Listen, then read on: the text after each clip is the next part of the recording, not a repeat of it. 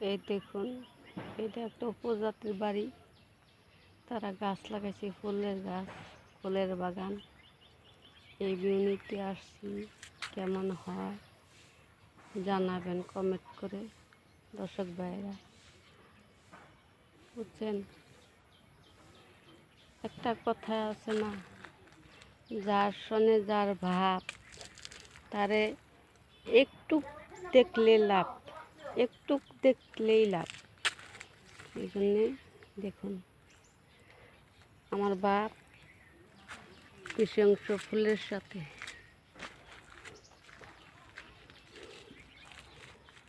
দেখুন, উপজাতির আর ঘর। দেখুন, দেখছি